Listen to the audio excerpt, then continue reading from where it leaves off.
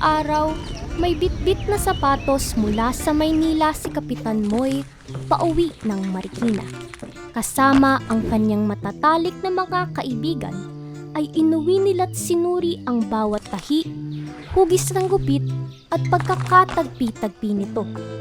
Hindi nila namalayang sa likod ng bintana ay may grupo na pala ng kabataan ang mahigpit na nakasubaybay sa kanilang proyekto. Mula rito, isinadula ng isang batang nagngangalang Pablo de la Paz ang nasaksihang paglikha sa kanyang mga kaibigan. Mabilis, tulad ng pagkalat ng maliit na apoy sa damuhan, ang paglaganap ng mga sapaterya. Tumulong ito sa pagpapaunlad ng kanilang lugar at hanap buhay. Makalipas ang higit 100 taon ng pakikipagsapalaran, ay bakas pa rin ang legasiyang naiwan ng sapatos sa bayan ng Marikina. So, Pando Lopez, 64. Siyam na taong pa lang ako, katulong na ako ng tatay ko. Kasi mother ko at saka father ko, manggagawa talaga. 11 years old ako nang nagsasarili na akong gumawa na sapatos. Yun, nakatapos naman akong 4th year, pero hindi na ako nakapag-college. Puro trabaho na. Marami kasing klaseng sapatos eh. Merong madali, merong mahirap, merong komplikado. Pagka madali lang, mga 2 to 3 days tapos na. Pero pagka makakomplikado, minsan nagbibigay ako na hanggang 2 weeks. Kasi may mga diferensya pa, o PWD, gano'n. Kaya medyo matagal. Kasi iniisip ko pa kung anong proseso gagamitin ko kung may diferensya pa niya. Ngayon, madali na kasi may division eh. Meron na ngayon tagagawa ng letean, tagagawa ng swelas, may tagalapat. Hindi lamang sapatos ang nililikha sa loob ng sapaterya. Doon din nakasukbit ang kanilang binubuong pangarap at pag-asa. Ngunit kalakip nito'y panganib. Tila estranghero na sa mga sapatero ang sariwang hangin kung tutusin. Ako si Fernando Reyes, 78 years old na ako. 10 years ako, nagsapol na ako ng sapatos. Migil na ako ng 74. Nung araw kasi nag-aaral ako, nakita ko sa mga magulang ko, hindi kaya kaming buhayin. Kaya nag-isip ako na sa edad kong 14, nagtrabaho na ako, makatulong ako sa kanila. Nang mag-asawa ko, doon ako nakaranas ng epekto sa akin ng sapatos. Ang ginagawa ko, hindi na nga ako kumakain sa isang araw para kumain ng pamilya. Unang-una, puro chemical yan. Kaya nga dapat nasa abroad ako eh. Kaso may peklat na yung baga ko.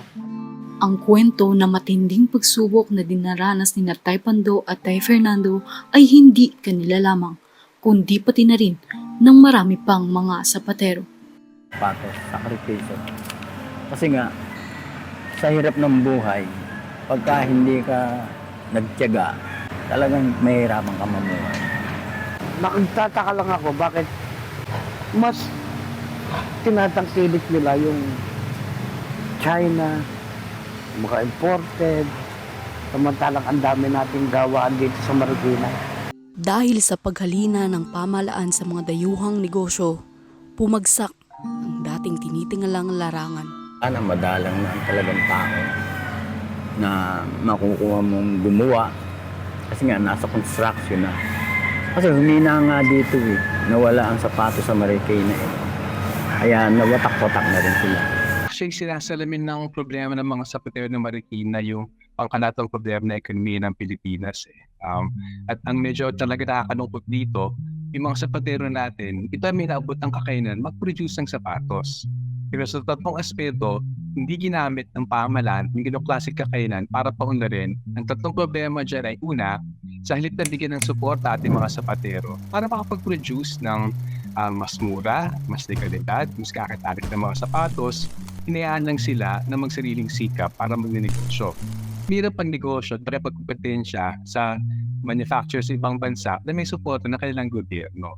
Ikalawa, hindi na ating binigyan ng suporta yung mga sapatero, binukas pa natin yung ating shoe industry, footwear industry sa imports na sa ibang bansa na may suporta ng kanilang gobyerno. Isang tampok na halimbawa dyan yung China eh. Ito malaking problema, hindi tinulad ng lokal ekonomiya na may sariling dinamismo yung mamamayan. Kasi kung Pilipino naman, yun ang pinakamaasahan natin at bumili ng lokal na sapatos eh. Pero dahil nabansot ang agrikultura, nabansot ang industriya, mahinang ang hanap buhay at kita sa ating bansa, pati mismo kakayahan ng Pilipino bumili ay naipit siya. Ano po yung sa tingin yung solusyon sa krisis na kinakarap ng mga sapatero? Ako, hindi ko alam kung ano magiging solusyon niyan. Kasi marami na lang bumibitaw eh. Trinay niyo po ba mag-reach out sa munisipyo para manghingi ng tulong para po sa pagpapatuloy ng pagsasapat? Hindi. Wala kang makakita. Tawa ko lang. Bakit po kaya? Bakit? Hindi nila priority ito. Priority nila malalaki. Isang problema ay kakulangan ng suporta ng gobyerno. Ang solusyon, suporta ng gobyerno. Kailangan sila bigyan ng suporta in terms of insentibo. Kung gusto ng gobyerno magbigay ng insentibo sa mga dayuang manufacturer pupunta dito, at hindi nagbibigay ng kahalintulad o higit pang insentibo sa mga local manufacturers. Ensure ng gobyerno na masigla yung lokal na agrikultura para makibigay ng murang ilo ng materialis dun sa ating mga sapatero. Ikalawa, kailangan bigyan ng pagkakataon yung mga sapatero mag-produce. At kung hindi protektan yung lokal na industriya mula sa mas mura, hindi makakabangon yung industriya ng sapatos. Paagi lang dun ay yung pagpipigil ng pagpasok ng kakompetensya. Or kung papasukin, patawan ng buwis para mas mahal, para kaya natin tapatan sa ngayon. Kasi ikatlo, anumang negosyo ay lalago kung may merkado. Dapat maging mas pantay ekonomiya natin, yung agwat sa mahirap at sa mayaman. Kung may sapat na hakbaan yung gobyerno na pag-iakat yung purchasing power ng ordinaryong Pilipino, malaking bahaging gastos sa pang-araw-araw na pangailangan. At tihama, isa dun sa pang-araw-araw na pangailangan, actually ay yung sapatos. Wala na. One and only ako. Sa 10 kong anak, oo nga, may katulong ako, pero hindi katulong ginagawa ko. Wala. Puro ibang course sila. Tulad ng kabataan niya eh. Wala nang nag-aaral ng sapatos ngayon. Kami mga bata nung araw, ang tatay mo sa patero, yung anak, katulad ko, tumutulong ako. Kaya natuto ko. Sa ngayon kasi, wala ka nang makikitang batang sa patero. Magbilang ka ng ilang taon pa, baka wala ka nang makitang, kasi matatanda na eh. Kanino na nga lang ba ipapamana itong mayamang tradisyong binuo sa mahabang panahon ng ilang henerasyon ng mga sapatero? Mahalaga sa akin yan dahil dyan ako nabuhay. Sapatos ang bumuhay sa akin. Sana hindi mo wala. Para mariding buhay na tao. Hanggat maraming tao, maraming sapatos, humihina siya. Pero hindi siya mawawala. Sa harap man ng panggigipit ng mga makadayuhang polisiya, porsigido pa rin ang mga sapatero na magpunyagi sa kanilang laban, sapagkat ang laban na ito'y kabit sa kanilang bituka at ang pagkatalo'y nangangahulugang kalam ng tiyan sa kanilang pamilya. Dapat Marikina talaga ang product ng tangkilikin. Sana, tangkilikin yung gawang Marikina. Huwag na lang ano yun yung made in China. Ang karamihan sa materialis natin galing China. Ang presyo nila, presyo na ng sierras dito. Sa kanila buo na. Kasi sa kanila pa rin ang gagaling. Ano, panlalaban natin. Di ba? Sa kabila ng pangamba ng mga sapatero sa kanilang napupudpod na tradisyon at hanap buhay, may mga handa pa rin yung pagpatuloy ang yapak na matagal nang sinimulan. At palang araw, ang bawat bakas na may iwan sa ating lupa ay hindi na mula sa mga likhang dayuhang swelas, kundi sa taas noong maipagmamalaking sariling atin.